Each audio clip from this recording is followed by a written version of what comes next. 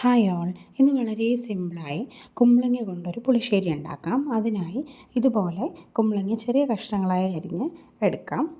അരപ്പിനായി ചെറിയ തേങ്ങ, ഒരു പച്ചമുളക്, ആവശ്യത്തിനുള്ള ചെറിയ ജീരകം ചേർത്ത് നല്ലതുപോലെ ഒന്ന് അരച്ചെടുക്കാം. കുമ്പളങ്ങ തിളച്ച് വരുമ്പോൾ ആവശ്യമുള്ള പച്ചമുളക്, ഒരൽപ്പം മഞ്ഞൾപ്പൊടി കൂടി ചേർത്ത് ഇളക്കി യോജിപ്പിക്കാം. തിളച്ച് വരുമ്പോൾ ഇതിലേക്ക് ആവശ്യമായിട്ടുള്ള അരപ്പ് കൂടി ചേർത്ത് കൊടുക്കാം. തേങ്ങയും കൂടി മിക്സ് ചെയ്ത് നല്ലതുപോലെ തിളപ്പിച്ചെടുക്കാം. ഇനി ഇതിലേക്ക് ആവശ്യമായിട്ടുള്ള ഉപ്പ് കൂടി ചേർത്ത് കൊടുക്കാം. അങ്ങനെ നമുക്ക് കുമ്പളങ്ങ നല്ലതുപോലെ വെന്ത് വന്നിട്ടുണ്ട്. ഇനി അധികം പുളിയില്ലാത്ത മോര് കൂടി ചേർത്ത് കൊടുക്കാം.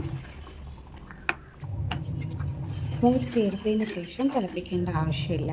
നമ്മളുടെ കറി റെഡിയായി വന്നിട്ടുണ്ട്. കണ്ടില്ലേ, വളരെ സിമ്പിളായിട്ടുള്ള കറിയാണ്.